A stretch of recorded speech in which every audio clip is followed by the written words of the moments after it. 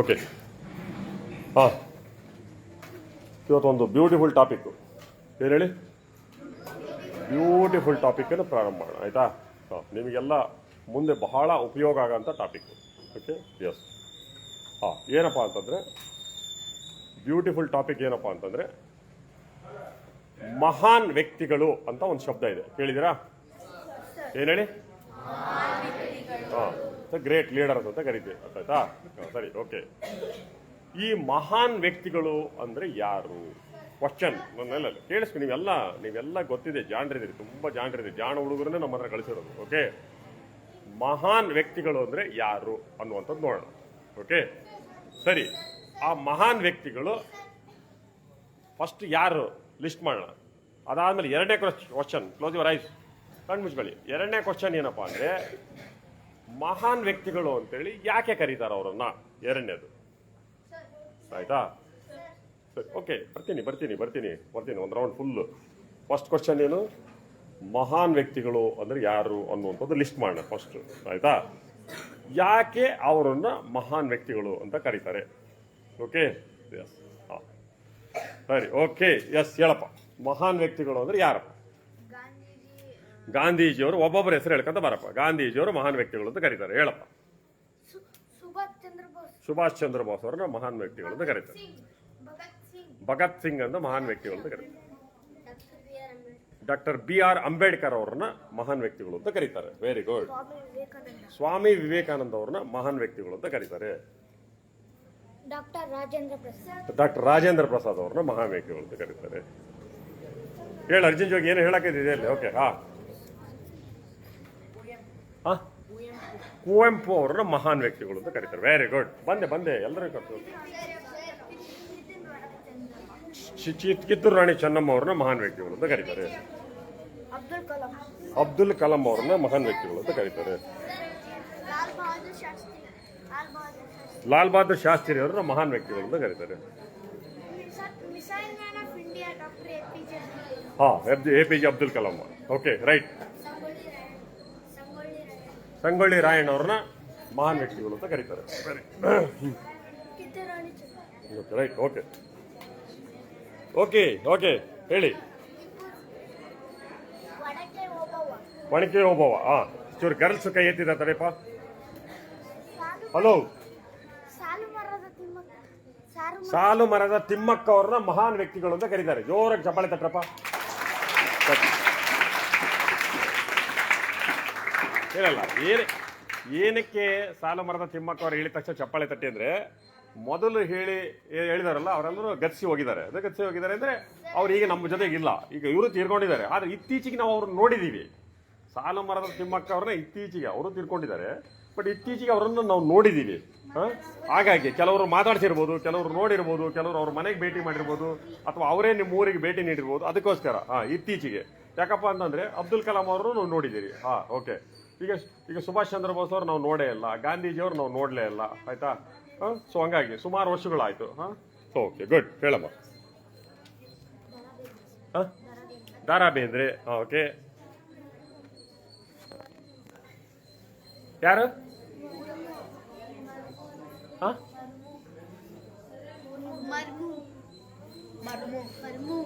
ಬರ್ಮೂರು. ಹೇಳ್ರಿ, ಕ್ಲೀನಾಗಿ ಹೇಳಿ, ಏನು ಹೇಳ್ತಾ ಇದ್ರಲ್ಲ ಅವಳು? ಸರಿ, ಓಕೆ, ಮುರ್ಮೂರು ಅವರು. Okay, right. ಓಕೆ,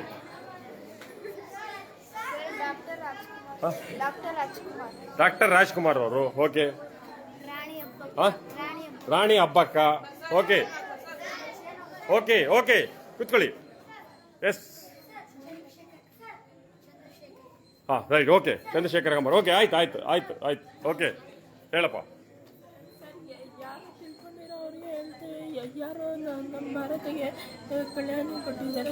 ಹಲೋ, ಕೇಳಿಸ್ಕೊಳ್ಳಿ. ಭಾರತಕ್ಕೆ ಕಲ್ಯಾಣ ಕೊಟ್ಟಿದ್ದಾರಲ್ಲ, ಅವರಿಗೆ ಮಹಾನ್ ವ್ಯಕ್ತಿಗಳು ಅಂತ ಕರೀತಾರೆ. ಏನ್ ಹೇಳಿ? ಇನ್ನೊಂದ್ಸಲ ಹೇಳಿ. ಭಾರತಕ್ಕೆ ಯಾರು ಕಲ್ಯಾಣ ಕೊಟ್ಟಿದ್ದಾರೆ ಅವರಿಗೆ ಏನ್ ಕೊಟ್ಟಿದ್ದಾರೆ? ಕಲ್ಯಾಣ ಕೊಟ್ಟಿದ್ದಾರೆ. Okay, right. ಗುಡ್. ಚೆನ್ನಾಗಿ ಹೇಳಿದ್ದಾರೆ. Okay, right.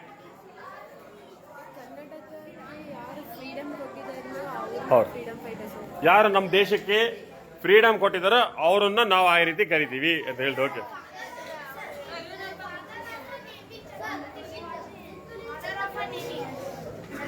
ಆಯ್ತು. ಹಲೋ, ಕ್ವಶನ್ ಎರಡನೇ ಕ್ವಶನ್ಗೆ ಹೋಗಿದ್ದೀವಿ. ಇಳಿಸಿ, ಕೈ ಇಳಿಸಿ ಎಲ್ಲರೂ ಕೂಡ. ಫಸ್ಟ್ ಕ್ವಶನ್ ಏನಿತ್ತು?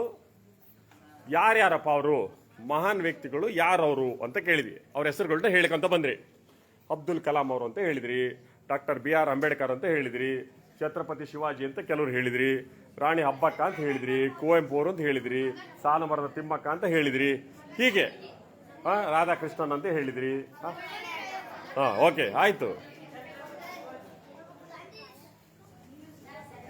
ಕ್ವಶನ್ ನಂಬರ್ 2, ನೀವು ಹೇಳಿದ್ದೆ ಎಲ್ಲ ಮೊದಲನೇ ಏನು ಆನ್ಸರ್ ಏನು ಹೇಳಿದ್ರಲ್ಲಪ್ಪ ಮೊದಲನೇ ಪ್ರಶ್ನೆಗೆ, ನೀವೆಲ್ಲರನ್ನೂ ಕೂಡ ಸರಿ ಇದೆ, ಎಲ್ಲರೂ ಹೇಳಿದ್ದು ಸರಿ ಇದೆ.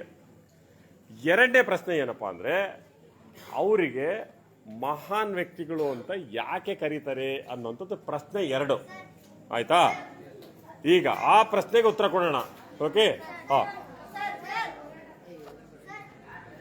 ಕೈ ಇಳಿಸಿ. ನೀವು ಕೈ ಎತ್ತಿದ್ರೆ ಸಾಕು. ನನಗೆ ಸರ್ ಸರ್ ಅಂತೇನು ಕರೆಯೋದು ಬೇಡ, ನಾನು ಬರ್ತೀನಿ. ಆಯ್ತಾ? ರೈಟ್, ಹೇಳಪ್ಪ. ಇಲ್ಲಿ ಕೇಳಿಸ್ಕೊಳ್ಳಿ. 1 ಮಿನಿಟ್ ತಡೆಯಪ್ಪ. ಅಲ್ಲಿ ಮಹಾನ್ ವ್ಯಕ್ತಿಗಳು ಚರ್ಚೆ ಮಾಡ್ತಾ ಇದ್ದಾರೆ. ಮಹಾನ್ ವ್ಯಕ್ತಿಗಳೇ ಅಲ್ಲಿ ಚರ್ಚೆ ಮಾಡ್ತಾ ಇದ್ದಾರೆ. ಸರಿಯಪ್ಪ, ನಿಮ್ಮ ಪೇರೆಂಟ್ ಲೈವ್ ಅಲ್ಲಿ ಇದ್ದಾರೆ, ನೋಡ್ತಾರೆ. ನಮ್ಮ ಮಕ್ಕಳು ಕೂಡ ಮಹಾನ್ ವ್ಯಕ್ತಿಗಳು ಅಂತ ನೋಡ್ತಾರೆ. ಫಸ್ಟ್ ಕೇಳಿಸ್ಕೊಳ್ಳಿ. ಅವ್ರು ಏನೋ ಒಂದು ಪ್ರಯತ್ನ ಮಾಡ್ತಾ ಇದ್ದಾರೆ. ಆ ಪ್ರಯತ್ನ ಏನೋ ಎಲ್ಲರದ್ದು ಒಂದೇ ಆನ್ಸರ್ ಅಲ್ಲ. ಆ ಆನ್ಸರ್ಗಳು ವಿಭಿನ್ನವಾಗಿ ಬರಲಿ ಅನ್ನೋದು ನಮ್ದು ಅಪೇಕ್ಷೆ. ಈಗ ಈ ಮಗು ಹೇಳಿರ್ತಾನೆ, ಅದನ್ನೇ ನೀವು ಹೇಳೋದಾದ್ರೆ ಹೇಳೋದು ಬೇಡ. ಅದು ಡಿಫ್ರೆಂಟಾಗಿ ಹೇಳಕ್ ಸಾಧ್ಯನಾ? ಉತ್ತರ ಬೇರೆ ಥರ ಇದೆಯಾ? ಒಂದು ಪ್ರಶ್ನೆಗೆ ಒಂದೇ ಉತ್ತರ ಅನ್ನೋದು ಏನಿಲ್ಲ, 10 ಉತ್ತರಗಳು ಇರಬಹುದು. ಆದರೆ ನಿಮ್ದು ಯಾವ್ದು ಉತ್ತರ ಅಂತೇಳಿ ಅದೇ ಉತ್ತರ ಆದರೆ ಬೇಡ ನಮಗೆ. ಗೊತ್ತಾಗ್ತಾ ಇದೆಯಾ? ಕ್ವಶನ್ ಅರ್ಥ ಮಾಡ್ಕೊಳ್ಳಿ. ಕ್ವಶನ್ ಅರ್ಥ ಮಾಡ್ಕೊಂಡು ಅಲ್ಲಿರ್ತಕ್ಕಂಥ ನಿಮ್ಮ ಸ್ನೇಹಿತ ಹೇಳ್ತಾನೆ, ಆ ಸ್ನೇಹಿತ ಏನು ಹೇಳ್ತಾನೆ ಅನ್ನೋದ್ರ ಕಡೆ ಗಮನ ಕೊಡಿ. ಓಕೆ, ಹೇಳಪ್ಪ. ಅವ್ರನ್ನ ಮಹಾನ್ ವ್ಯಕ್ತಿ ಅಂತ ಯಾಕೆ ಕರೀತಾರೆ ಅಂದ್ರೆ, ಅವರು ತಮ್ಮ ಪ್ರಾಣವನ್ನು ಪಣಕ್ಕಿಟ್ಟು ನಮ್ಮ ದೇಶವನ್ನು ಕಾಪಾಡ್ತಾರಲ್ಲ, ಅದಕ್ಕೆ. ಅವರು ಮೊದಲನೇದು, ಅವರ ಪ್ರಾಣವನ್ನು ಪಣಕ್ಕಿಟ್ಟು ನಮ್ಮ ದೇಶಕ್ಕೋಸ್ಕರ ಹೋರಾಟ ಮಾಡಿದರು. ಈ ಕಾರಣಕ್ಕಾಗಿ ಅವರನ್ನು ನಾವು ಮಹಾನ್ ವ್ಯಕ್ತಿ ಅಂತ ಕರಿತೀವಿ. ಸೊ ಜೋರ ಚಪ್ಪಾಳೆ ತಟ್ಬೋದಾ?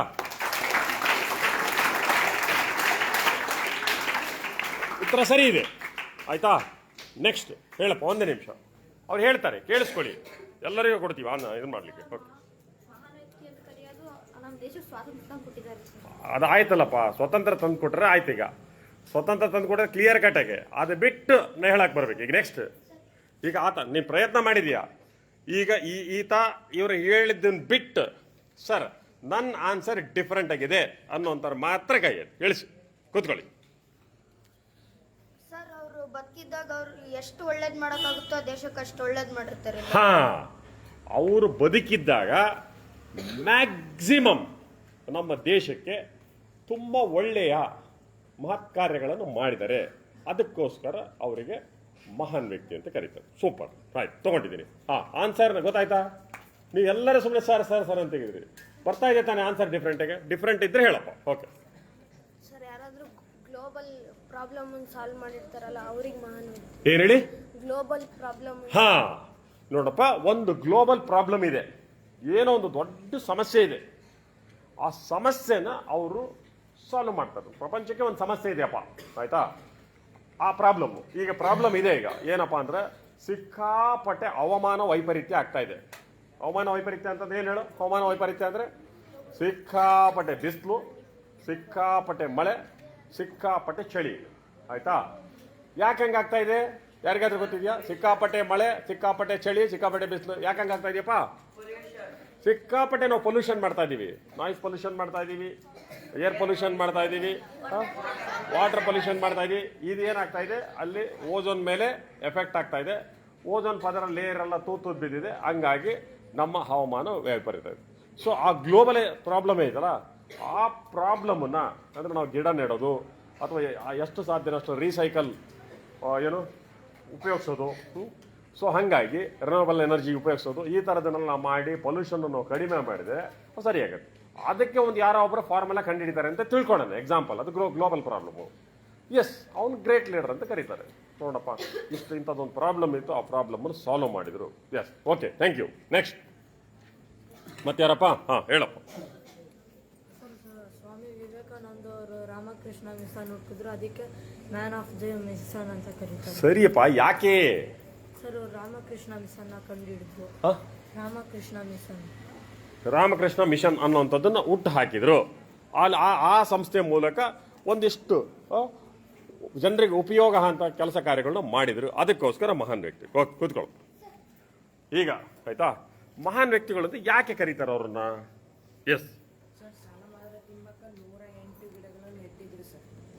ಸಾಲು ಮರದ ತಿಮ್ಮಕ್ಕ 108 ಗಿಡ ಓಕೆ. ಸಾಲು ಮರದ ತಿಮ್ಮಕ್ಕ ಅವರ ರಸ್ತೆ ಬದಿಲಿ, ಅವ್ರ ಊರಿನ ರಸ್ತೆ ಬದಿಲಿ 108 ಅಂತ ಅವ್ರು ಹೇಳ್ತಾರೆ. ಸಾವಿರಾರು ಗಿಡಗಳು ಸಾಕಿದ್ದಾರೆ.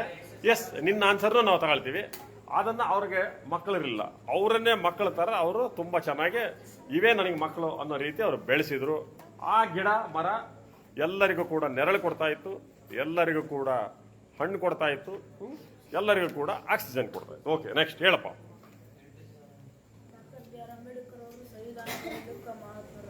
ಏನೇನು ನೀವು ಸಲ ಡಾಕ್ಟರ್ ಬಿ ಆರ್ ಅಂಬೇಡ್ಕರ್ ಅವರು? ಹಾ, ನೋಡಿ, ಬ್ಯೂಟಿಫುಲ್. ಜೋರ ಚಪ್ಪಾಳೆ ತಟ್ಟಿ.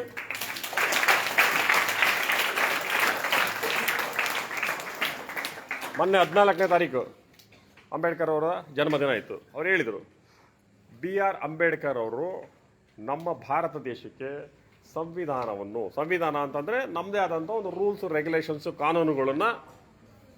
ಕಾನೂನುಗಳನ್ನು ರೆಡಿ ಮಾಡಿಕೊಟ್ರು. ಅದರಿಂದ ಏನು, ಪ್ರತಿಯೊಬ್ಬ ನಾಗರಿಕರಿಗೂ ಸಮಾನವಾದಂತಹ ಹಕ್ಕುಗಳಿರಬೇಕು. ಎಲ್ರಿಗೂ ಕುಡಿಯೋಕ್ಕೆ ನೀರು ಬೇಕು, ಎಲ್ಲರಿಗೂ ಕೂಡ ರಸ್ತೆ ಬೇಕು, ಎಲ್ಲರಿಗೂ ಕೂಡ ವಿದ್ಯುತ್ ಬೇಕು, ಎಲ್ಲರಿಗೂ ಕೂಡ ಶಿಕ್ಷಣ ಬೇಕು, ಎಲ್ಲರಿಗೂ ಕೂಡ ಆಹಾರ ಬೇಕು. ಎಲ್ಲರಿಗೂ ಕೂಡ, ಅವರು ಶ್ರೀಮಂತರಿರ್ಬೋದು, ಬಡವರಿರ್ಬೋದು, ಅವ್ರು ಒಳ್ಳೆಯರಿರ್ಬೋದು, ಕೆಟ್ಟರಿರ್ಬೋದು. ಈಗ ಫಾರ್ ಎಕ್ಸಾಂಪಲ್ ಅಪ್ಪ, ಒಂದಿಷ್ಟು ಜನ ಜೈಲರ್ ಇರ್ತಾರೆ, ಅವ್ರು ಕೆಟ್ಟ ಕೆಲಸ ಮಾಡೋಗಿರ್ತಾರೆ. ಅವ್ರಿಗೆ ಊಟ ಸಿಗಬೇಕು, ಅವ್ರಿಗೂ ಕೂಡ ಊಟ ಸಿಗಬೇಕು, ಆಯಿತಾ? ಆಕ್ಸಿಜನ್ ಅವ್ರಿಗೂ ಸಿಗಬೇಕು, ವಿದ್ಯುತ್ ಅವ್ರಿಗೂ ಸಿಗಬೇಕು, ರಸ್ತೆ ಅವ್ರಿಗೂ ಓಡಾಡೋಕ್ಕೆ. ಅವರು ಕೆಟ್ಟ ಕೆಲಸ ಮಾಡಿ ಅವರು ಬೇರೆ ಏನೋ ಪನಿಷ್ಮೆಂಟಲ್ಲಿ ಇರ್ಬೋದು, ಆದರೆ ಅವ್ರಿಗೂ ಸಿಗಬೇಕು. ಅಂದರೆ ಇಲ್ಲಿ ಏನು ಅಂದರೆ, ಬಿ ಆರ್ ಅಂಬೇಡ್ಕರ್ ಅವರು ಪ್ರತಿಯೊಬ್ಬರಿಗೂ ಕೂಡ ನ್ಯಾಯಸಮ್ಮತವಾಗಿ ಅವ್ರಿಗೇನೇನು ಸವಲತ್ತುಗಳು, ಮೂಲಭೂತ ಸೌಕರ್ಯಗಳು ಅಂತ ಕರಿತೀವಿ, ಆ ಮೂಲಭೂತ ಸೌಕರ್ಯಗಳು ಪ್ರತಿಯೊಬ್ಬರಿಗೂ ಕೂಡ ಸಿಗಬೇಕು. ಆ ರೀತಿ ಕಾನೂನು ಬರೋದು. ಆ ಕಾನೂನನ್ನು ನಾವು ಈ ಕ್ಷಣಕ್ಕೂ ಪಾಲನೆ ಮಾಡ್ತೀವಿ. ಈಗ ನಿಮ್ಗೆಲ್ಲರಿಗೂ ಕೂಡ 14 ವರ್ಷದ ತನಕ ಕಡ್ಡಾಯವಾದ ಶಿಕ್ಷಣ ಅನ್ನೋಂಥದ್ದೊಂದು ಕಾನೂನಿದೆ. ಏನು ಹೇಳಿ? 14 ವರ್ಷದ ತನಕ ಕಡ್ಡಾಯವಾದಂಥ ಶಿಕ್ಷಣ. ಏನು ಕಡ್ಡಾಯವಾದ ಶಿಕ್ಷಣ? Mandatory education. ನಿಮಗೆ ಅಡಿಯಪ್ಪ ಅಣ್ಣ, ಕೂತ್ಕೊಳ್ಳಪ್ಪ, ನೀನು ತುಂಬ ಜಾಣ ಇದೆಯಾ, ಸ್ವಲ್ಪ ಹೊತ್ತು ಕೂತ್ಕೊಳ್ಳಪ್ಪ. ಓಕೆ, ಕಡ್ಡಾಯವಾದಂಥ ಶಿಕ್ಷಣ, ಕಡ್ಡಾಯ ಓದಲೇಬೇಕು. ಈಗ ಯಾವುದೇ ಕಾರಣಕ್ಕೂ ಈಗ ನಿಮ್ಮ ತಂದೆ ತಾಯಿಗೆ ಫೀಸ್ ಕಟ್ಟೋಕ್ಕಾಗಲ್ಲ, ಅಥವಾ ನಿಮಗೆ ಓದಕ್ಕೆ ಬರೆಯೋಕ್ಕೆ ಬರಲ್ಲ ಅಂತ ಹೇಳಿ ನೀವು ಯಾವುದೇ ಹೋಟ್ಲ್ ಕೆಲಸಕ್ಕೋ ಅಥವಾ ಹೊಲದ ಕೆಲಸಕ್ಕೋ ಇನ್ನೊಂದು ಕೆಲಸಕ್ಕೋ ಮತ್ತೊಂದು ಕೆಲಸಕ್ಕೋ ಹೋಗೋಕ್ಕಾಗಲ್ಲ. ಸೇರಿಸ್ಕೊಳ್ಳೋದು ಅಪರಾಧ, ಸೇರಿಸಿದವ್ರಿಗೂ ಅಪರಾಧ, ನಿಮಗೂ ಅಪರಾಧ. ನಿಮಗೂ ರಿಮೈಂಡ್ ಹೋಮಿಗೆ ಕರ್ಕೊಂಡು ಹಾಕ್ತಾರೆ. ರಿಮೈಂಡ್ ಹೋಮ್ ಅಂದ್ರೆ ಏನಂತ ಗೊತ್ತಾ? ಅದು ಒಂದು ಜೈಲು, ಬಾಲಾಪರಾಧಿಗಳು ಇದ್ದಂಗೆ. ಅರ್ಥ ಆಯ್ತಾ? ಏನೋ ತಪ್ಪು ಮಾಡಿದ್ದೀರಿ ಅನ್ನೋ ರೀತಿ ಇರ್ತದೆ. ಅರ್ಥ ಆಯ್ತಾ? ಸೊ ಹಾಗಾಗಿ ದಯಮಾಡಿ 14 ವರ್ಷ ತನಕ ಪ್ರತಿಯೊಬ್ಬರಿಗೂ ಕೂಡ ಶಿಕ್ಷಣ ಸಿಗಬೇಕು ಅನ್ನುವಂಥ ಉದ್ದೇಶ ಇಟ್ಕೊಂಡು ಬಿ ಆರ್ ಅಂಬೇಡ್ಕರ್ ಅವರು ಆ ಕಾನೂನಲ್ಲಿ ಒಂದು ರಚನೆ ಮಾಡ್ತಾರೆ. ಹಿಂಗೆ ಕಾನೂನು ಅನ್ನೋದು ಒಂದು ಫ್ರೇಮ್ ಇರ್ತದೆ, ಪ್ರತಿಯೊಬ್ಬರೇ ಸಿಗಬೇಕು ಎಲ್ಲರೂ ಕೂಡ. ಅದು ಕಾನೂನು, ಭಾರತದ ಸಂವಿಧಾನದ ರಚನೆ ಮಾಡಿ. ಸೊ ಈಗ ನಮಗೆ ಗೊತ್ತಾಗಿದೆಯಪ್ಪ ಅಂದರೆ ಗ್ರೇಟ್ ಲೀಡರ್ಗಳ ಬಗ್ಗೆ ನಮಗೆ ಗೊತ್ತಾಯಿತು. ಗ್ರೇಟ್ ಲೀಡರ್ ಅಂದರೆ ಯಾರು ಅಂತ ಗೊತ್ತಾಯಿತು. ಗ್ರೇಟ್ ಲೀಡರ್ಗಳು ಏನು ಮಾಡ್ತಾರೆ ಅನ್ನೋದು ಗೊತ್ತಾಯಿತು. ಆಯ್ತಾ? ಗ್ರೇಟ್ ಲೀಡರು ಸಮಾಜಕ್ಕೆ ಸರಿಯಪ್ಪ ಅವ್ನು ಏನೋ ಭಾಳ ಹೇಳ್ಬೇಕು ಅಂತಂದ್ರೆ ಒಂದು ಸ್ವಲ್ಪ ಕ್ಯಾಮ್ರಾ ಹಿಡಿದು ಅವ್ನು ಏನು ಹೇಳ್ತಾನೆ, ಅವ್ನು ಏನು ಹೇಳ್ತಾನೆ ಹೇಳ್ಸ್ಕೊಂಡ್ಬಿಡೋನು. ಅವ್ನು ಯಾಕೋ ಆಗ್ತಾನೆ ಇಲ್ಲ, ಅವ್ನು ಏನೋ ಒಂದು ಆನ್ಸರ್ ರೆಡಿ ಐತೆ, ಅದನ್ನ ಡೆಲಿವರಿ ಮಾಡೋವರೆಗೂ ಅವ್ನು ನಮ್ಮನ್ನು ಮಾತಾಡಕ್ಕೆ ಬಿಡಲ್ಲ ಮುಂದೆ. ಸೇಮ್ ಪೋಸ್ಟ್ ಇದ್ರು ಗರ್ಲ್ಸಿಗೆ ಕಮ್ಮಿ ಕೊಡ್ತೀರಿ, ಬಾಯ್ಸಿಗೆ ಜಾಸ್ತಿ ಕೊಡ್ತೀರಿ. ಈಗ ಅದಿಲ್ರಿ ಸರ್, ಸೇಮ್ ಪೋಸ್ಟ್ ಇದ್ರೆ ಸೇಮ್ ರೊಕ್ಕ ಕೊಡ್ತಾರಿ ಸರ್. ಸರ್ ಇದು ಎಜುಕೇಶನ್. ಸರಿ ಕೂತ್ಕೊಳ್ಳಪ್ಪ, ಆಯ್ತು. ಓಕೆ, ಜೋರ ಚಪ್ಪಾಳೆ ತಟ್ರಪ್ಪ. ಗರ್ಲ್ಸ್ ಬಾಯ್ಸಿಗೆ ಡಿಸ್ಕ್ರಿಮಿನೇಷನ್ ಆಯ್ತಾ? ಓಕೆ, ಈಗ ಸೊ ಮಹಾನ್ ವ್ಯಕ್ತಿಗಳು ಅಂದ್ರೆ ಏನಪ್ಪ ಅವರು ಯಾರು ಅನ್ನೋದು ಗೊತ್ತಾಯ್ತು, ಯಾಕೆ ಅನ್ನೋದು ಗೊತ್ತಾಯ್ತು. ಈಗ ಅದು ಸ್ವಲ್ಪ ಸ್ಪಷ್ಟವಾಗಿ ತಿಳ್ಕೊಳ್ಳೋಣ. ಅವರು ಸ್ವಂತಕ್ಕೆ ಸ್ವಲ್ಪ, ಸಮಾಜಕ್ಕೆ ಸರ್ವಸ್ವ. ಏನ್ ಹೇಳಿ ಶಬ್ದ? ಸಮಾಜಕ್ಕೆ ಸರ್ವಸ್ವ. ಇನ್ನೊಂದ್ಸಲ ಹೇಳಿ. ಸಮಾಜಕ್ಕೆ ಸರ್ವಸ್ವ. ಸ್ವಂತಕ್ಕೆ ಸ್ವಲ್ಪ, ಸಮಾಜಕ್ಕೆ ಸರ್ವಸ್ವ ಅಂತಂದ್ರೆ ಏನಪ್ಪಾ ಅಂದ್ರೆ ಮ್ಯಾಕ್ಸಿಮಮ್ ಏನ್ ಬರುತ್ತೋ ಅದನ್ನೆಲ್ಲದನ್ನು ಕೂಡ ಸಮಾಜಕ್ಕೆ ಕಾಂಟ್ರಿಬ್ಯೂಟ್ ಕೊಟ್ರು, ಸೊಸೈಟಿಗೆ ಅವರು ಕಾಂಟ್ರಿಬ್ಯೂಟ್ ಮಾಡಿದ್ರು. ಈಗ ಅವರಿಗೆ ದುಡ್ಡು ಬಂತು ಅಂತ ತಿಳ್ಕೊಳ್ಳಿ, 100 ರೂಪಾಯಿ ದುಡ್ಡು ಬಂದ್ರೆ 5 ರೂಪಾಯಿ ಅಷ್ಟೇ ಉಪಯೋಗಿಸಿದ್ರು ಅವರು, 95 ರೂಪಾಯಿನ ಸಮಾಜಕ್ಕೆ ಕೊಟ್ಟರು. ಅವ್ರಿಗೆ ವಿದ್ಯೆ ಬಂತು ಅಂತ ತಿಳ್ಕೊಳ್ಳಿ, ಆ ವಿದ್ಯೆನ ಅವರು ಸ್ವಂತ ಬಳಕೆಗೆ 5% ಇಟ್ಕೊಂಡ್ರು, 10% ಇಟ್ಕೊಂಡ್ರು, ಇನ್ನು ಉಳಿಕೆಲ್ಲದನ್ನು ಕೊಟ್ಟರು. ಅವ್ರಿಗೆ ಬುದ್ಧಿ ಬಂದಿರು ತಿಳ್ಕೊಳ್ಳಿ, ಆ ಬುದ್ಧಿ 5% ಇಟ್ಕೊಂಡ್ರು, ಇನ್ನು 95% ಕೊಟ್ಟರು. ಅವ್ರಿಗೆ ಶಕ್ತಿ ಬಂತು ಅಂತ ತಿಳ್ಕೊಳ್ಳಿ, ಶಕ್ತಿ 5% ಅವ್ರು ಸ್ವಂತಕ್ಕೆ ಬಳಸ್ಕೊಂಡ್ರು, ಇನ್ನು 95% ಬೇರೆ ಕಳಿಸ್ಕೊಂಡ್ರು, ಬೇರೆ ಅಂದ್ರೆ ಸಮಾಜಕ್ಕೆ ಕಳಿಸ್ಕೊಂಡ್ರು. ಆಯ್ತಾ? ಸೊ ಇದು ಅರ್ಥ ಮಾಡ್ಕೊಳ್ಳಿ. ನಾವು ಏನೇನೆಲ್ಲ ಉಪಯೋಗಿಸ್ತಾ ಇದೀವಲ್ಲ ಈ ಸಮಾಜದಲ್ಲಿ, ಈ ಸೊಸೈಟಿ ಒಳಗಡೆ, ನಮಗೆ ಸಫಿಷಿಯೆಂಟಾಗಿ ನೀರು ಸಿಗ್ತಾ ಇದೆ. ಆ ನೀರು ಸಿಗಲಿಕ್ಕೆ ಯಾರೋ ದೊಡ್ಡ ದೊಡ್ಡ ಮಹಾನ್ ವ್ಯಕ್ತಿಗಳು, ಅದು ಇಂಜಿನಿಯರ್ಗಳು ಹಗಲು ರಾತ್ರಿ ಕಷ್ಟಪಟ್ಟು ಎಲ್ಲೋ ಡ್ಯಾಮ್ ಕಟ್ಟಿ, ಎಲ್ಲೋ ಮಳೆ ನೀರು ಎಲ್ಲ ಬರ್ತಾ ಇರೋದು, ಎಲ್ಲೋ ಪೋಲಾಗ್ತಾ ಇರ್ತದೆ, ಅದನ್ನು ಒಂದು ಕಡೆ ಸ್ಟೋರೇಜ್ ಮಾಡಿದ್ರು. ಸ್ಟೋರೇಜ್ ಮಾಡಿ ನಮಗೆ ಸಫಿಷಿಯೆಂಟ್ ಆಗಿ ನಮಗೆ 24 ಗಂಟೆ ನೀರು ಸಿಗೋ ಹಾಗೆ ಮಾಡಿದ್ರು. ಸೊ ರಸ್ತೆಗಳು ಎಲ್ಲೋ ನಮ್ಮ ಏನು ಮುಳ್ಳು ಕಲ್ಲು ಗುಡ್ಡ ಹೆಂಗೆಂಗೋ ಇತ್ತು ನಮ್ದು ಪರಿಸ್ಥಿತಿಗಳು. ಎಸ್ ನಾವು ಸರಿಯಾಗಿ ಈಗ ಬೆಂಗಳೂರಲ್ಲಿ 3 ತಾಸು ನಾವು ಬೆಂಗಳೂರಿಗೆ ಹೋಗ್ಬೇಕಪ್ಪ. ಅಟಲ್ ಬಿಹಾರಿ ವಾಜಪೇಯಿ ಅವರು ಮಾಡಿದ್ರು, ಏನು ಎಕ್ಸ್ಪ್ರೆಸ್ ಕಾರಿಡಾರ್ ಅಂತ ಮಾಡಿದ್ರು, ಚತುರ್ಥ ರಸ್ತೆ ಅಂತ ಮಾಡಿದ್ರು. ಇಲ್ಲಿಂದ 300 ಕಿಲೋಮೀಟರ್ 280 ಕಿಲೋಮೀಟರ್ ಇದೆ, 4 ಅವರ್ಸಲ್ಲಿ ಹೋಗ್ಬಿಡ್ತೀವಿ. ದೊಡ್ಡ ದೊಡ್ಡ ರಸ್ತೆಗಳು ಮಾಡಿದ್ರು, ವಿದ್ಯುತ್ ರಸ್ತೆ, ಆಯ್ತಾ? ಎಲ್ಲದೂ ಕೂಡ ಈಗ ಹೇಳಿದ್ರಲ್ಲ, ಸಾಲು ಮರ ತಿಮ್ಮಕ್ಕನಂತವರು ಒಂದಿಷ್ಟು ಪರಿಸರದ ಮೇಲೆ ಕಾಳಜಿ ವಹಿಸಿ ಕಾಡುಗಳು ಬೆಳೆಸಿದ್ರು, ಗಿಡ ಮರಗಳನ್ನ ಬೆಳೆಸಿದ್ರು. ಆಯ್ತಾ? ಹೀಗೆ ಅಣ್ಣಾ ಹಜಾರೆ ಒಂದು ರೀತಿ ರೆವಲ್ಯೂಷನ್ ಮಾಡಿದ್ರು. ಆಯ್ತಾ? ಅಲ್ಲೆಲ್ಲ ಬೊರಗಾಡಿತ್ತು ಎಲ್ಲ ಮಹಾರಾಷ್ಟ್ರದಲ್ಲಿ, ಕೊರೆಗಾಂವ್ ಅಂತೇಳಿ ಸಿಕ್ಕಾಪಟ್ಟೆ. ಅಲ್ಲೆಲ್ಲರೂ ಕೂಡ ರೈತರಿಗೆಲ್ಲ ಅವರು ಯಾವ ರೀತಿ ಏನು ಕೃಷಿ ಮಾಡಬೇಕು, ಯಾವ ರೀತಿ ನೀರನ್ನ ಹಿಡಿದಿಟ್ಕೋಬೇಕು ಅನ್ನುವಂಥದ್ದು ಕೊಡ್ತೀವಿ. ಹೀಗೆ ಮಹಾನ್ ವ್ಯಕ್ತಿಗಳು ಮ್ಯಾಕ್ಸಿಮಮ್ ಸಮಯನ ಸಮಾಜಕ್ಕೆ ಕಾಂಟ್ರಿಬ್ಯೂಟ್ ಮಾಡಿದ್ರು. ಸೊ ನಮ್ಮ ಕೆಲಸ ಯಾಕೆ ನಾವು ಈ ಟಾಪಿಕ್ ಅನ್ನು ತೆಗೆದಿದ್ದೀವಿ ಅಂತಂದ್ರೆ, ಎಲ್ಲ ಆ ಮಹಾನ್ ವ್ಯಕ್ತಿಗಳು ಕೂಡ ನಿಂತರನೇ ಚಿಕ್ಕ ಮಕ್ಕಳಾಗಿದ್ರು. ಅವರು ಕೂಡ ಚಿಕ್ಕ ಮಕ್ಕಳಾದಾಗಿಂದನೇ ಅವರು ದೊಡ್ಡರಾದರು. ಆದರೆ ಅವರು ಒಂದು ವಿಷಯದ ಮೇಲೆ ಬೆಳಕು ಚೆಲ್ಲಿದ್ರು. ಮಹಾನ್ ವ್ಯಕ್ತಿಗಳು ಆಗಬೇಕಪ್ಪ ಅಂತಂದ್ರೆ ಒಂದಿಷ್ಟು ವಿಷಯಗಳ ಮೇಲೆ ಬೆಳಕು ಚೆಲ್ಲಬೇಕು. ಏನು? ನನ್ನದಲ್ಲದ ವಸ್ತುಗಳನ್ನ ನಾನು ಮುಟ್ಟಬಾರದು. ಇದು ಮೊದಲನೇ ರೂಲ್. ನನ್ನದಲ್ಲದ ವಸ್ತುಗಳನ್ನ ನಾನು ಮುಟ್ಟಬಾರದು ಅನ್ನೋಂಥದ್ದು ಒಂದು ರೂಲ್ ಹಾಕೊಂಡಿದ್ವಿ. ಆಯ್ತಾ? ನಾನು ನಮ್ಮ ತಂದೆ ತಾಯಿಗೆ ವಿಧೇಯನಾಗಿರಬೇಕು. ಏನ್ ಹೇಳಿ? ನಾನು ನಮ್ಮ ತಂದೆ ತಾಯಿಗೆ ವಿಧೇಯನಾಗಿರಬೇಕು ಅನ್ನುವಂಥದ್ದು ರೂಲ್ ಹಾಕೊಂಡಿದ್ರು. ನಾನು ನಮ್ಮ ಗುರುಗಳಿಗೆ ಅತ್ಯಂತ ವಿಧೇಯತೆಯಿಂದ ವಿನಯತೆಯಿಂದ ಅವರಿಗೆ ನಾನು ಗೌರವ ಕೊಡ್ತೀನಿ. ವಿಧೇಯತೆ ಅಂಡ್ ವಿನಯತೆಯಿಂದ ಅವರ ಮಾತಿಗೆ, ಅವರ ಸಮಯಕ್ಕೆ ನಾನು ಗೌರವ ಕೊಡ್ತೀನಿ ಅಂತ. ಅದು 4ನೇದು, ಸಮಯದ ಮಹತ್ವ ತಿಳಿದಿತ್ತು ಅವರಿಗೆ ಸಮಯದ ಮಹತ್ವ ತಿಳಿದಿತ್ತು. ಮ್ಯಾಕ್ಸಿಮಮ್ ಆ ಟೈಮಿಗೆ ಅವರು ಬೆಲೆ ಕೊಡ್ತಾ ಇದ್ರು. 5ನೇದು, ಅವರ ಜೀವನದಲ್ಲಿ ಶಿಸ್ತನ್ನು ಅಳವಡಿಸ್ಕೊಂಡಿದ್ರು. ಅವರ ಜೀವನದಲ್ಲಿ ಅವರು ಶಿಸ್ತನ್ನು ಅಳವಡಿಸ್ಕೊಂಡಿದ್ರು. ಆಯ್ತಾ? ಶಿಸ್ತು ಅಳವಡಿಸ್ಕೊಂಡಿದ್ರು. ಆಯ್ತಾ? 6ನೇದು, ಪ್ರತಿನಿತ್ಯ ಒಂದಿಷ್ಟು ವಿಷಯಗಳ ಮೇಲೆ ನಿರಂತರವಾಗಿ ಪ್ರಾಕ್ಟೀಸ್. ಪ್ರತಿ ದಿವಸ ಅವ್ರದ್ದು ಒಂದಿಷ್ಟು ವಿಷಯಗಳ ಮೇಲೆ ಪ್ರಾಕ್ಟೀಸ್ ಇತ್ತು. ಈಗ ಫಾರ್ ಎಕ್ಸಾಂಪಲ್ ಉದಾಹರಣೆ, ಸಾಲು ಮರದ ತಿಮ್ಮಕ್ಕ ಅವ್ರನ್ನ ತಗೊಂಡಿದ್ದಾರೆ ನಮ್ಮ ವಿದ್ಯಾರ್ಥಿ. ಏನ್ ಮಾಡ್ತಾ ಇದ್ರು ಅವರು? ಪ್ರತಿ ದಿವಸ ಪ್ರಾಕ್ಟೀಸ್. ಏನಪ್ಪ ಅವ್ರದ್ದು ಪ್ರಾಕ್ಟೀಸ್ ಗೊತ್ತಾಯ್ತು. ಪ್ರತಿ ದಿವಸ ಪ್ರಾಕ್ಟೀಸ್. ಅವ್ರಿಗೆ ಹಸ್ಬೆಂಡ್ ಇದ್ರು, ಅವ್ರ ಗಂಡ ಇದ್ರು, ಅವ್ರಿಗೆ ಅಡಿಗೆ ಮಾಡ್ತಾ ಇದ್ರು, ಎಲ್ಲ ಮಾಡ್ತಿದ್ರು. ಅದೆಲ್ಲದಕ್ಕಿಂತ ಜವಾಬ್ದಾರಿ ಏನಪ್ಪಾ ಅಂದ್ರೆ, ಎಷ್ಟೋ ಮರಗಳನ್ನ ಅವರು ತಗೊಂಡಿದ್ರು ಜವಾಬ್ದಾರಿ, ರಸ್ತೆ ಬದಿಯ ಮರಗಳನ್ನ ಅವೇನು ನನ್ನ ಮಕ್ಕಳು ಅಂತ ಹೇಳಿದ್ರೆ ಪ್ರತಿ ದಿವಸ ಒಂದು ಕೊಡಪಾನ ತಗೊಂಡು ನೀರು ಪ್ರತಿ ದಿವಸ ಆ ಗಿಡಕ್ಕೆ ನೀರು ಹಾಕುವಂಥ ಕೆಲಸ ಅವ್ರು ಮಾಡ್ತಾ ಇದ್ದಾರೆ. ಅದೇ ಪ್ರಾಕ್ಟೀಸ್ ಪ್ರತಿ ದಿವಸ ಪ್ರತಿ ದಿವಸ ಪ್ರತಿ ದಿವಸ ಪ್ರತಿ ದಿವಸ ಪ್ರತಿ ದಿವಸ ಪ್ರತಿ ದಿವಸ. ಆವಾಗ ಅವು ದೊಡ್ಡ ದೊಡ್ಡ ಮರಗಳಾದವು. ಜನ ಅವ್ರನ್ನ ಗುರುತಿಸಿದ್ರು, ಜನ ಅವ್ರನ್ನ ಸನ್ಮಾನಿಸಿದ್ರು. ಆಯ್ತಾ? ಸ್ವಲ್ಪ ಅರ್ಥ ಮಾಡ್ತೀವಿ. ಸೊ ಹಾಗೆ ನಮಗೆ ನಿಜವಾಗ್ಲೂ ಕೂಡ ಆ ರೀತಿ ಗ್ರೇಟ್ ಲೀಡರ್ ಎರಡೇ ಇರೋದು ಸಮಾಜದಲ್ಲಿ, ಒಂದು great leader, ordinary leader. Great leader ಅಂತಂದ್ರೆ ಸ್ವಂತಕ್ಕೆ ಸ್ವಲ್ಪ, ಸಮಾಜಕ್ಕೆ ಸರ್ವಸ್ವ. ಆರ್ಡಿನರಿ ಪರ್ಸನ್ ಅಂತಂದ್ರೆ ಏನಪ್ಪಾ ಅಂದ್ರೆ ಎಲ್ಲಾ ನನಗೆ ಇರಲಿ, ಎಲ್ಲಾ ನನಗೆ ಇರಲಿ. ಈಗ ಫಾರ್ ಎಕ್ಸಾಂಪಲ್ ಇಲ್ಲಿ ಊಟ ಬಂದಿರ್ತದೆ, ಬೇರೆಯವ್ರಿಗೆ ಇದೆಯೋ ಇಲ್ಲೋ ಅಂತ ನೋಡ್ದಂಗೆ ಸುಮ್ಮನೆ ನಾವೇ ಹಾಕ್ಸ್ಕೊಳ್ಳೋದು. ಈಗ ಈಗ ಊಟಕ್ಕೆಲ್ಲ ಕೂರ್ಸಿರ್ತೀವಿ, ಆಯ್ತಾ? ಅವ್ರು ಬಡಿಸ್ತಾ ಇರ್ತಾರೆ, ನಾವು ಯೋಚನೆ ಮಾಡಬೇಕು. ಈಗ ನಾನು 2ನೇ ರೌಂಡ್ ಹೋಗ್ತಾ ಇದ್ದೀನಿ, ಇನ್ನು ಮೊದಲನೇ ರೌಂಡ್ನಲ್ಲೇ ಇನ್ನು ಕ್ಯೂನಲ್ಲಿ ನಿಂತ್ಕೊಂಡಿದ್ದಾರೆ, ನಾನು 2ನೇ ರೌಂಡ್ ಇಷ್ಟೇ. ಇದು ನಾವೇನಾದ್ರು ಯೋಚನೆ ಮಾಡ್ತಾ ಇದೀವ? ಅವ್ರು ಎಲ್ಲರೂ ಕೂಡ ಎಲ್ಲರೂ ಮುಗಿದ ಮೇಲೆ ನಾನು ಹಾಕ್ಸ್ಕೊಡೋಣ. ನಾನು ಆಲ್ರೆಡಿ ಮೊದಲನೇ ರೌಂಡ್ ನಾನು ಹಾಕ್ಸ್ಕೊಂಡ್ಬಿಟ್ಟಿದ್ದೀನಿ, ಉಪ್ಪಿಟ್ಟೋ ಏನೋ ಅವಲೇಕಿನೋ ಏನೋ ಹಾಕ್ಸ್ಕೊಂಡ್ಬಿಟ್ಟಿದ್ದೀನಿ. ಮೊದಲನೇ ರೌಂಡ್ ಆಲ್ರೆಡಿ ನಾನು ಹಾಕ್ಸ್ಕೊಂಡ್ಬಿಟ್ಟಿದ್ದೀನಿ. 2ನೇ ರೌಂಡಿಗೆ ಹೋಗ್ಬೇಕಾದ್ರೆ ಅವ್ರು ಮೊದಲನೇ ರೌಂಡ್ ಮುಗಿಯೋ ತನಕ ನಾನು ವೆಯ್ಟ್ ಮಾಡ್ಬೋದಾ? ನಿಮಗೆ ಯಾವಾಗ ವೆಯ್ಟ್ ಮಾಡಬಹುದು ಅಂತ ನಿಮ್ಮ ತಲೆಯಲ್ಲಿ ಬರ್ಲಿಕ್ಕೆ ಸ್ಟಾರ್ಟ್ ಆಗುತ್ತೋ ಅವಾಗ ನೀವು ಗ್ರೇಟ್ ಲೀಡರ್ನ ಮೊದಲನೇ ಪಾಯಿಂಟ್ ಅನ್ನ ನೀವು ಕವರ್ ಮಾಡ್ಕೊಳ್ತಾ ಇದ್ದೀರಿ ಅಂತ.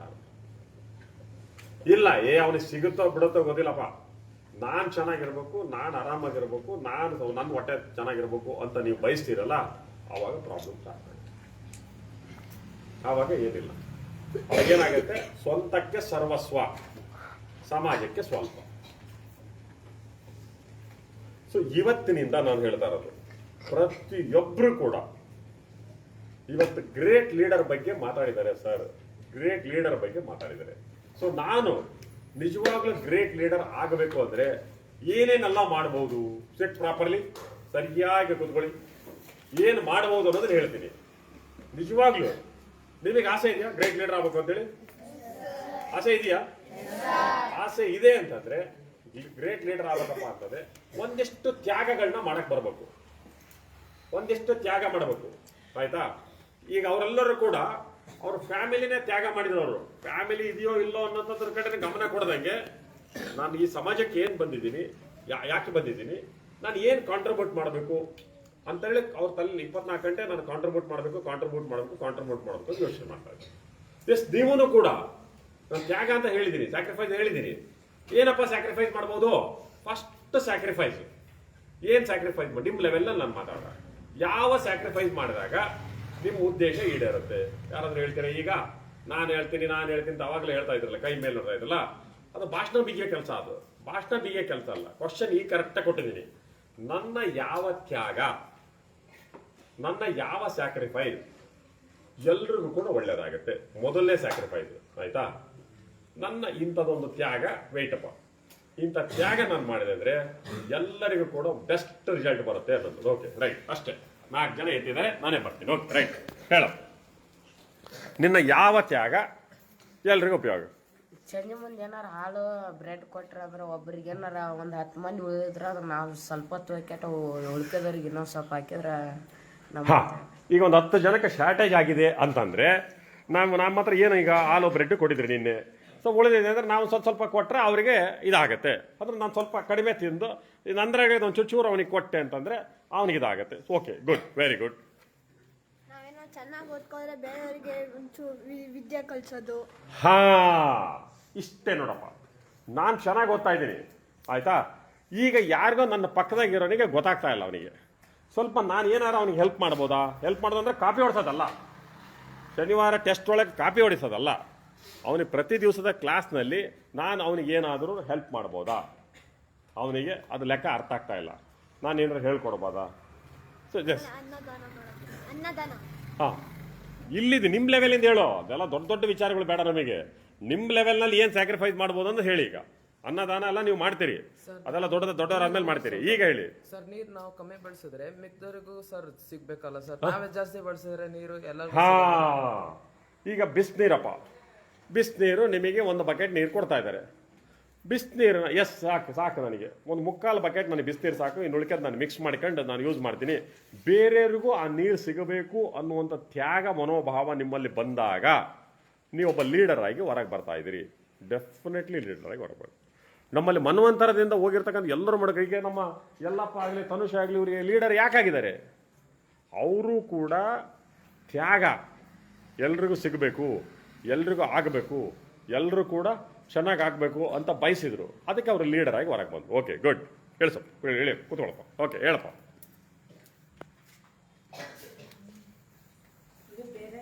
ಹಾಂ ಬೇರೆ ಯಾರ್ಯಾರು ಓದೋಕೆ ಬರಲಿಲ್ಲ ಅಂದ್ರೆ ನಾವು ಓದಿಸಿ ಸರ್. ಆಮೇಲೆ ಟೆಸ್ಟ್ನೇ ಅವರೆಲ್ಲ ಬೇರೆದೆಲ್ಲ ಮಾರ್ಕ್ಸ್ ತೆಗಿತಾರೆ ಸರ್. ಓಕೆ, ಈಗ ಬೇರೆ ಯಾರಿಗೂ ಓದಕ್ಕೆ ಬರ್ತಾ ಇಲ್ಲ ಅಂದರೆ ನಾನು ಅವರಿಗೆ ಹೆಲ್ಪ್ ಮಾಡ್ತೀನಿ. Yes okay right. ಹೇಳಮ್ಮ, ಕೊಡ್ತೀರಪ್ಪ. ಸರ್ ನಾವು ಏನಾದರೂ ಪೇರೆಂಟ್ಸ್ ಏನಾದರೂ ಕೊಡ್ಸಿರ್ತಾರೆ ಸರ್ ತಿನ್ನೋಕ್ಕೆ, ಅವಾಗ ಯಾರಾದರೂ ಬಂದು ಕೇಳಿದರೆ ನನ್ನ ಹತ್ರ ಇಷ್ಟ ಐತಿ ಅಂತ ಹೇಳ್ತೀವಿ ಸರ್. ಅದ್ರ ಬದಲು ನಮ್ಮ ಹತ್ರ ಎಷ್ಟಿರುತ್ತೆ ಅದರಲ್ಲಿ ಅರ್ಧ ಮಾಡಿ ಕೊಡ್ಬೇಕು ಸರ್. ಪೇರೆಂಟ್ಸ್ ಏನೋ ಕೊಡಿಸಿದ್ದಾರೆ, ನಮ್ಮಲ್ಲಂತೂ ಫಸ್ಟ್ ಆಫ್ ಆಲ್ ಅದು ಅಲೋ ಇಲ್ಲ. ಪೇರೆಂಟ್ಸ್ ಹೇಳ್ಬಿಟ್ಟಿದ್ದು ಯಾವುದೇ ಕಾರಣಕ್ಕೆ ಏನು ಕೊಡ್ಸಂಗಿಲ್ಲ ಅಂತ ಹೇಳಿದ್ದೀವಿ. ಈಗ ನಾಳೆ ಏನೋ ಔಟಿಂಗ್ ಬಂದಾಗ ಏನೋ ಕೊಡಿಸ್ತಾರೆ. ಎಸ್ ಓಕೆ, ಏನೋ ಒಂಚೂರು ನಮ್ಮ ಹತ್ರ ಇರೋದನ್ನ ಅವ್ರಿಗೆ ಹಂಚಬೇಕು. ಓಕೆ ರೈಟ್, ಹೇಳಿ. ಓಕೆ ಹಾಂ ಸರಿ, ಯಾರು ಹೊಟ್ಟೆ ನೋವು ಅಂತೇಳಿ ಕೂತ್ಕೊಳ್ಳೋ ಆರಾಮಾಗಿ. Okay right. ಓಕೆ ನೆಕ್ಸ್ಟ್ ಸ್ವಲ್ಪ ಊಟ ಕಡಿಮೆ ಮಾಡಪ್ಪ, ಅರ್ಥಾಯ್ತಾ? ಊಟ ಕಡಿಮೆ ಮಾಡು ಹೇಳಿದ್ದೀನಲ್ಲ. ಈ ಹೊಟ್ಟೆ ನೋವು 2 ಡೇಸಿಂದ ಸ್ಟಾರ್ಟ್ ಆಗೈತಿ ಅಂತಂದರೆ ಚೆನ್ನಾಗಿ ನಿಮ್ಮದು ಬ್ಯಾಟಿಂಗ್ ಸ್ಟಾರ್ಟ್ ಆಗಿದೆ ಅಂತ ಅರ್ಥ ಆಯ್ತಾ? ಆ ಬ್ಯಾಟಿಂಗನ್ನು ಕಡಿಮೆ ಮಾಡಿ ಆಯಿತಾ? ನಿಮ್ಗೆ ಎಷ್ಟು ಅವಶ್ಯಕತೆ ಇದೆ ಅದು ಅವಶ್ಯಕತೆ ಇರೋದನ್ನು ತಿನ್ನಿರಿ, ಅವಾಗ ಸರಿಯಾಗುತ್ತೆ ಹೊಟ್ಟೆ ನೋವು, ಬೇರೆ ಏನಿಲ್ಲ. Okay next. ಸರ್ ಎಷ್ಟಾಗುತ್ತೆ ಅಷ್ಟೇ ಕ್ವಾಂಟಿಟಿ ತಿನ್ಬೇಕು. ಹಾಂ, ಇನ್ನ ಮಿಕ್ಕಿರೋದು ವೇಸ್ಟೇಜ್ ಮಾಡಬಾರ್ದು. ಬೇರೆ ಅವ್ರಿಗೆ ಊಟನೂ ಸಿಗಲ್ಲ. ಎಷ್ಟು ನಮಗೆ ಅವಶ್ಯಕತೆ ಇದೆಯೋ ಅದು ಆಹಾರನ ಅಷ್ಟು ಬಳಸ್ಕೋಬೇಕು. ಬೇರೆಯವ್ರಿಗೆ ಉಳಿದಿರ್ತಕ್ಕಂಥ ಆಹಾರ ಸಿಗಬೇಕು. ನಾವು ಅದನ್ನು ಡಸ್ಟ್ಬಿನ್ಗೆ ಹಾಕಿದ್ರೆ ಏನು ಉಪಯೋಗ ಆಗಲ್ಲ ಅನ್ನೋದನ್ನ ಹೇಳ್ತಾನೆ ಉಮೇರ್. ಸರ್ ಮತ್ತೆ ಎಷ್ಟೊಂದು ಜಾಗದಲ್ಲಿ ಊಟನೂ ಸಿಗಲ್ಲ. ನೀರು ಕುಡ್ಕೊಂಡು ಮಲಕೊಂತಾರೆ ಹುಡುಗರು. ಹಾಂ ನೋಡಿ, ನೀರು ಕುಡಿದು ಮಲ್ಕೊಂತಾರೆ. ಎಷ್ಟೋ ಜನರಿಗೆ ಊಟ ಸಿಗಲ್ಲ, ನೀರು ಕುಡಿದು ಮಲ್ಕೊಂತಾರೆ. ಎಸ್ ಕೂತ್ಕೊಳ್ಳಪ್ಪ. ಗುಡ್. ಈಗ ಗೊತ್ತಾಗ್ತಾ ಇದೆಯಾ? ಈಗ ಗೊತ್ತಾಗ್ತದ್ಯಾ? ಈಗ ನಾನು ಹೇಳೋದು ಇದು ಒಂದು ತ್ಯಾಗ. ಏನು ತ್ಯಾಗ?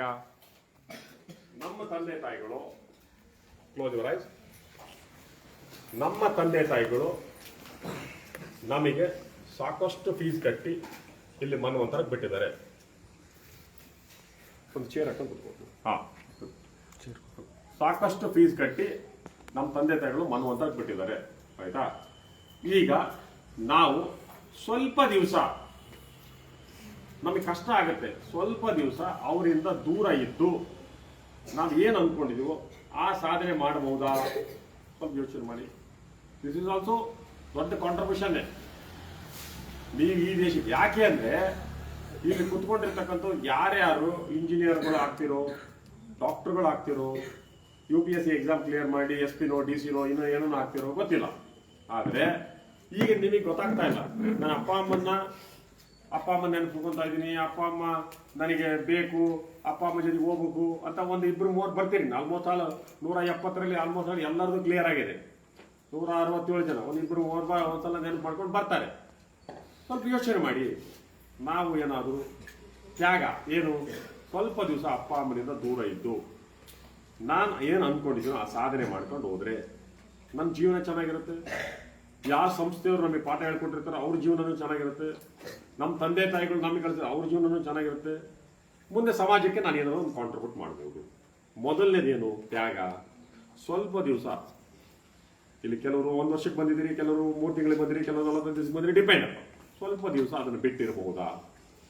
Point number 1.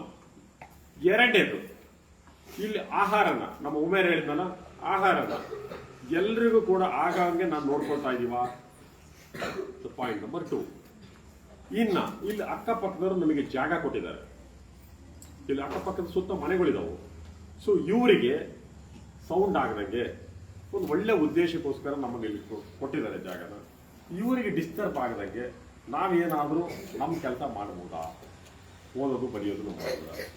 ಜೋರ್ ಗಲಾಟೆ. ಅವ್ರು ಎದುರುಗಡೆ ಮನೆಯವರು ಅಕ್ಕಪಕ್ಕದ ಮನೆಯವರು ಬಂದು ಹೇಳ್ದಂಗೆ ನಾವು ಕ್ಯಾಂಪ್ ಮುಗಿಯೋ ತನಕ ಕೂಡ ನಮ್ಮ ಪಾಡಿಗೆ ನಾವು ಮಾತಾಡಬೇಡಿ ಅಂತ ಹೇಳ್ತಾ ಇಲ್ಲ.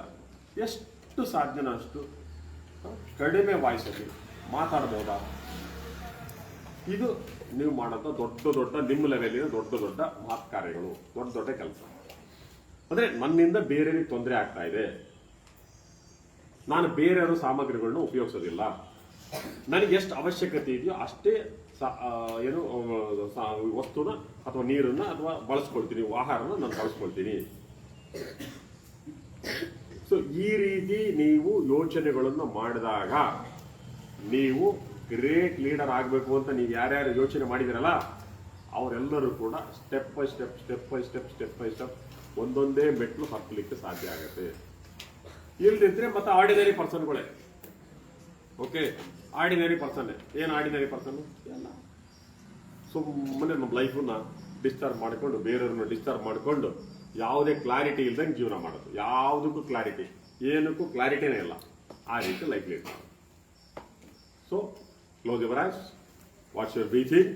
ನಿಧಾನವಾಗಿ ಉಸಿರನ್ನ ಒಳಗಡೆ ತೆಗೆದುಕೊಳ್ಳಿ, ನಿಧಾನ ಉಸಿರು ಹೊರಗಡೆ ಬಿಡಿ. ಸೊ ಇವತ್ತಿನಿಂದ ನಾನು ಸಮಯಕ್ಕೆ ಸರಿಯಾಗಿ ಎದ್ದೇಳ್ತೀನಿ.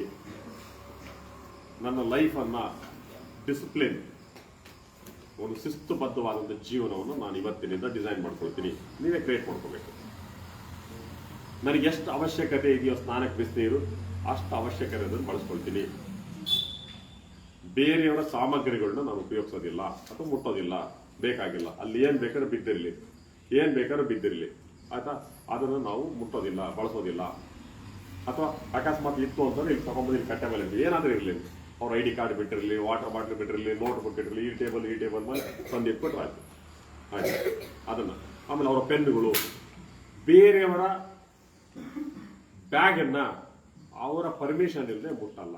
ಬಹಳ ಜನ ಹೇಳ್ತಾರೆ, ಸರ್ ನಮ್ಮ ಬ್ಯಾಗನ್ನೆಲ್ಲ ನಿನ್ನೆ ಅವನು ಒಬ್ನು ಹುಷಾರಿಲ್ಲ ಅಂತ ಹೇಳಿ ಹೋದ್ನಲ್ಲ, ಅವ್ನು ಎಷ್ಟು ಆತಂಕ ಇತ್ತು ಅಂದ್ರೆ, ಸರ್ ನನಗೆ ಹುಷಾರಿಲ್ಲ ಅನ್ನೋ ಆತಂಕಕ್ಕಿಂತನೂ ಇವರು ನನ್ನ ಬ್ಯಾಗನ್ನೆಲ್ಲ ಅದ್ರ ಪೆನ್ನು ಬುಕ್ಕು ಎಲ್ಲ ಲೂಟಿ ಮಾಡ್ತಾರೆ ಸರ್ ಅಂತ ಇದೇ ಶಬ್ದ ಬಳಸಿದ ಅವನು. ಎಷ್ಟು ನೋವಾಯ್ತು ನನಗೆ. ನಮ್ಮ ವಿದ್ಯಾರ್ಥಿಗಳು ಹಂಗೆ ಮಾಡ್ತೀರಿ ನೀವು ಅಂದ್ರೆ, ನೋಡಪ್ಪ ಅಲ್ಲಿ ಬಿದ್ದಿದೆ ಅಂದ್ರೆ ಅಲ್ಲಿ 20 ಪೆನ್ ಇಟ್ಟಿದ್ದಾನೆ ಅಂತಂದ್ರೆ, ಒಂದು ವರ್ಷ ಆದ್ರೆ ಅಲ್ಲೇ 20 ಪೆನ್ ಇದ್ವಪ್ಪ ಅಂದ್ರೆ ಅವಾಗ ನೀವೆಲ್ಲರೂ ಪ್ರಾಮಾಣಿಕರು ಅಂತ. ಆಯ್ತಾ? ಈಗ ನಂದು ಒಂದೇ ಪ್ರಶ್ನೆ, ಇಲ್ಲಿರ್ತಕ್ಕಂಥ ಪೇರೆಂಟ್ಸು, ಸರ್ ನಮ್ಮ ಪೇರೆಂಟ್ಸ್ಗಳು ಎಲ್ಲೋ ದುಡ್ಡನ್ನ ಕದ್ಕೊಂಡು ಬಂದು ಕಟ್ಟಿದ್ದಾರೆ ನಮಗೆ ಅನ್ನೋಂಥವ್ರು ಯಾರು ಇದ್ರೆ ಕೈ ಮೇಲೆ ಮಾಡಿ. ಇಲ್ಲ ತಾನೆ? ಯಾವ ಪೇರೆಂಟ್ಸು ಕೂಡ ಕದ್ಕೊಂಬಂದು ಕಟ್ಟಿಲ್ಲ ತಾನೆ ಫೀಸನ್ನ. ಕದ್ಕೊಂಬಂದು ನಮಗೆ ಬಟ್ಟೆ ಕೊಡಿಸಿದ್ದಾರೆ ಅಂತ ಏನಾರು ಆಯ್ತಾ? ಇಲ್ಲ. ನಿಮ್ಮ ಪೇರೆಂಟ್ಸಿಗೆ ಅಭ್ಯಾಸ ಇಲ್ಲ, ಕದಿಯೋ ಅಭ್ಯಾಸ ಇಲ್ಲ. ಹಾಗಾದ್ರೆ ನಿಮಗೆ ಯಾಕೆ ಈ ಕದಿಯೋ ಅಭ್ಯಾಸ ಇದೆ? ಹಾಗೆ ನೀವ್ಯಾಕೆ ಬೇರೆಯವ್ರ ಸಾಮಗ್ರಿಗಳನ್ನ ಮುಟ್ತೀರಿ? ಈಗ ನಿಮಗಿಲ್ಲ ಅಂತ ಅಂದ್ರೆ ನಿಮ್ಮ ಪೇರೆಂಟ್ಸ್ ಕೊಡಿಸ್ತಾರೆ. ನಿಮ್ ಎಲ್ಲಾ ಪೇರೆಂಟ್ಸು ನಿಮಗೆ 20 ಪೆನ್ನು 20 ನೋಟ್ಬುಕ್ಕು ಅಥವಾ ಏನೋ ಕೊಟ್ಟು ಕಳಿಸಿದ್ದಾರೆ, ಆಯ್ತಾ? ಮತ್ತೆ ಅವ್ರ ಪೇರೆಂಟ್ಸ್ ಕೊಡಿಸ್ತಾರೆ ಅಂತ ನಿಮಗೆ ಗೊತ್ತಿದ್ದು ಕೂಡ ಮತ್ತೆ ನೀವು ಬೇರೆಯವ್ರ ಸಾಮಗ್ರಿಗಳನ್ನ ಯಾಕೆ ಕದಿತೀರಿ? ಮತ್ತೆ ಹಾಗಾದ್ರೆ ನೀವು ಕದಿತೀರಿ ಅಂತಂದ್ರೆ ನಾನು ಹೇಳೋದು ಇವತ್ತಿನ ಟಾಪಿಕ್ ಮಹಾನ್ ವ್ಯಕ್ತಿಗಳಿಗೂ ಅನ್ನೋ ಟಾಪಿಕ್ ಆಪೋಸಿಟ್ ಮಾತಾಡ್ಬೇಕಾಗತ್ತೆ. ಯಾವ ಮಹಾನ್ ವ್ಯಕ್ತಿಗಳು ಕೂಡ ಕಳ್ತನ ಮಾಡಲೇ ಇಲ್ಲ, ಯಾವ ಮಹಾನ್ ವ್ಯಕ್ತಿಗಳು ಕೂಡ ಸುಳ್ಳು ಹೇಳಲೇ ಇಲ್ಲ, ಯಾವ ಮಹಾನ್ ವ್ಯಕ್ತಿಗಳು ಕೂಡ ಹೆಂಗೆ ಬೇಕಂಗೆ ಅಸ್ತವ್ಯಸ್ತ ಜೀವನವನ್ನು ಮಾಡಲೇ ಇಲ್ಲ. ಪ್ರತಿಯೊಬ್ಬರು ಕೂಡ ಶಿಸ್ತುಬದ್ಧವಾದಂಥ ಜೀವನ ಮಾಡಿದ್ರು, ಪ್ರಾಮಾಣಿಕ ಜೀವನ ಮಾಡಿದ್ರು. ಇನ್ನೊಬ್ಬರ ಬಗ್ಗೆ ಅವರಿಗೆ ದಯೆ ಇತ್ತು, ಪ್ರೀತಿ ಇತ್ತು, ಗೌರವ ಇತ್ತು, ಸಮಯಕ್ಕೆ ಮಹತ್ವ ಕೊಟ್ಟರು. ನಮಗೂ ಆಸೆ ಇದೆ, ನೀವು ಇಲ್ಲಿರ್ತಕ್ಕಂಥ ಎಲ್ಲರನ್ನೂ ಕೂಡ ನಾವು ಅಂದ್ಕೊಂಡಿದ್ದೀವಿ, ನೀವೆಲ್ಲರೂ ಕೂಡ ದೊಡ್ಡ ಮಹಾನ್ ವ್ಯಕ್ತಿಗಳು ಆಗ್ತೀರಿ ಅಂತ ನಾವು ಅಂದ್ಕೊಂಡಿದ್ದೀವಿ. ಆದ್ರೆ ಅದು ಹಾಗಾದ ಹೆಂಗೆ ಅಂತ ನಿಮಗೆ ಗೊತ್ತಿರಲಿಲ್ಲ. ಸೊ ಇವತ್ತು ಹೇಳ್ಕೊಡ್ತಾ ಇದ್ದೀನಿ, ಸತ್ಯದಲ್ಲಿರಬೇಕು. ಈಗ ನಾಳೆ ಟೆಸ್ಟ್ ಇದೆ, ಯಾವುದೇ ಕಾರಣಕ್ಕೂ ಅಕ್ಕಪಕ್ಕ ನೋಡೋ ಅವಶ್ಯಕತೆ ಇಲ್ಲ. ಪ್ರಾಮಾಣಿಕವಾಗಿ ಅದು 0 ಬಂದ್ರೆ ನಮ್ಮ ಪ್ರಾಬ್ಲಮ್. ಅದು ನಾನು ಯೋಚನೆ ಮಾಡ್ತೀನಿ, ಈ ಮಗುಗೆ ಈ ವಾರ ಕಲಿಸಿರೋದು 0 ಬಂದಿದ್ದಲ್ಲ, ಯಾಕೆ ಬಂದಿದೆ ಅಂತ ನಾನು ಯೋಚನೆ ಮಾಡ್ತೀನಿ. ಅದಕ್ಕೆ ಟೀಚರ್ ಯೋಚನೆ ಮಾಡ್ತಾರೆ. ನಾನು ಅವನಿಗಿಂತ ಜಾಸ್ತಿ ಮಾರ್ಕ್ಸ್ ತೆಗಿಬೇಕು ಅಂತೇಳಿ ಅಕ್ಕಪಕ್ಕ ನಾವು ದೂರನೇ ಕೂರ್ತಿರ್ತೀವಿ. SSLC ಬೋರ್ಡ್ ಎಕ್ಸಾಮ್ ಅಲ್ಲೂ ಕೂರ್ತಲ್ಲ, ಅಷ್ಟು ದೂರ ಕೂರಿಸಿ ನಾವು ರೆಡಿ ಮಾಡೋದು ನಿಮ್ಮನ್ನ. ಬಟ್ ಪ್ರಾಮಾಣಿಕವಾಗಿರ್ಬೇಕು. ಯಾವಾಗ ಒಂದ್ಸಲ ನಿಮಗೆ ಪ್ರಾಮಾಣಿಕತೆ ಅನ್ನುವಂಥದ್ದು ಒಳಗಡೆ ಅಂಶ ಒಳಗೆ ಹೋಗುತ್ತೋ, ಪ್ರಾಮಾಣಿಕತೆ ಅನ್ನುವಂಥ ಅಮೃತ ಒಳಗಡೆ ಹೋಗುತ್ತೋ, ಇದು ಪ್ರಪಂಚದಲ್ಲಿ ಇರತಕ್ಕಂಥ ಎಲ್ಲದೂ ಕೂಡ ಕಹಿ ಅನ್ಸ್ಲಿಕ್ಕೆ ಸ್ಟಾರ್ಟ್ ಆಗುತ್ತೆ, ಅದು ಬೇಡ ಅಂತ ಅನ್ಸ್ಲಿಕ್ಕೆ ಸ್ಟಾರ್ಟ್ ಆಗುತ್ತೆ. ಸೊ ಇವತ್ತಿನಿಂದ ಸ್ವಲ್ಪ ಪ್ರಾಮಾಣಿಕವಾಗಿರ್ಬೋದಾ ಅಂತ ಯೋಚನೆ ಮಾಡಿ. ಇದ್ದಾರೆ ಒಂದಿಷ್ಟು ಜನ ಮಕ್ಕಳು ಬಹಳ ಇದ್ದಾರೆ. 170ರಲ್ಲಿ ನಾನು ಕನಿಷ್ಠ ಒಂದು 100 ಜನ ಮಕ್ಕಳನ್ನ ನಾನು ನಮ್ಮ ಮಕ್ಕಳು ಪ್ರಾಮಾಣಿಕರು ಅಂತ ಹೇಳಬಲ್ಲೆ. 100 ಜನ ಅಂತ ಕನ್ಫರ್ಮ್ ಇದ್ದಾರೆ. ಇನ್ನು 70 ಜನ ಇವತ್ತಿನಿಂದ ಪ್ರಯತ್ನ ಮಾಡಿ. ಅದಕ್ಕೋಸ್ಕರ ಈ ಟಾಪಿಕ್ ತಗೊಂಡಿದ್ದೀನಿ, ಪ್ರಾಮಾಣಿಕ ಮಹಾನ್ ವ್ಯಕ್ತಿಗಳಲ್ಲಿ ಒಂದು ಪ್ರಾಮಾಣಿಕತೆ ಅನ್ನೋದು ಒಂದು ಗುಣಪ. ಸೊ ಇವತ್ತಿನಿಂದನೇ ಈ ರೀತಿ ಅಂಶಗಳ ಮೇಲೆ ನೀವು ಗಮನ ಹರಿಸಿ ಆಟೋಮೆಟಿಕ್ ಸರಿಯಾಗುತ್ತೆ. Okay, yes, okay, close your eye. ಒಂದ್ಸಲ ಮನ್ಸಲ್ಲಿ ಅಂದ್ಕೊಳ್ತಾರೆ, ನಾನು ಇಲ್ಲಿ ತುಂಬ ಪ್ರಾಮಾಣಿಕವಾಗಿ ಇಂದಿನಿಂದ ನಾನು ಜೀವನ ಮಾಡ್ತೀನಿ, ಬೇರೆಯವರ ಸಾಮಗ್ರಿಗಳನ್ನ ಅವರ ಪರ್ಮಿಷನ್ ಇಲ್ಲದೆ ನಾನು ಮುಟ್ಟೋದಿಲ್ಲ. ಶಿಕ್ಷಕರು ಏನು ಹೇಳ್ತಾರೋ ಅದನ್ನು 100% ನಾನು ಫಾಲೋ ಮಾಡ್ತೀನಿ.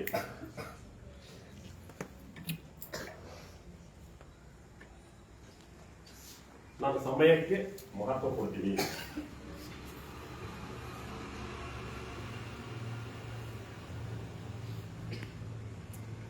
ಪ್ರತಿಯೊಬ್ಬರನ್ನು ಕೂಡ ಗೌರವಿಸ್ತೀನಿ, ಪ್ರೀತಿಸ್ತೀನಿ, ಪೂಜಿಸ್ತೀನಿ.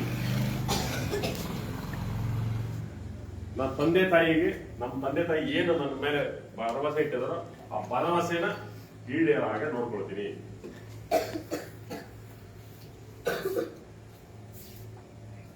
ನಮ್ಮ ಶಿಕ್ಷಕರು ನಮ್ಮ ಮೇಲೆ ಯಾವ ಭರವಸೆ ಇಟ್ಟಿದಾರೋ ಅದನ್ನ ನಾನು ಉಳಿಸ್ಕೊಳ್ತೀನಿ.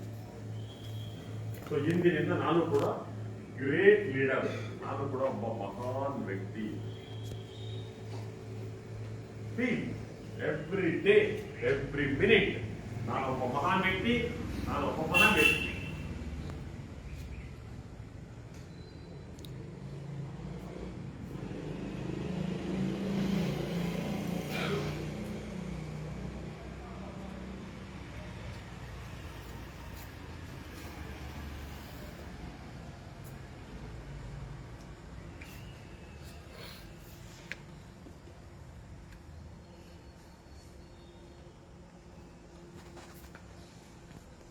ಒಂದೊಂದೇ ಅಂಶಗಳನ್ನ ನೀವು ಪ್ರತಿನಿತ್ಯ ಅದನ್ನು ಅಳವಡಿಸ್ಕೊಂಡು ಸಾಕು, ಒಂದೊಂದೇ ಅಂಶಗಳು.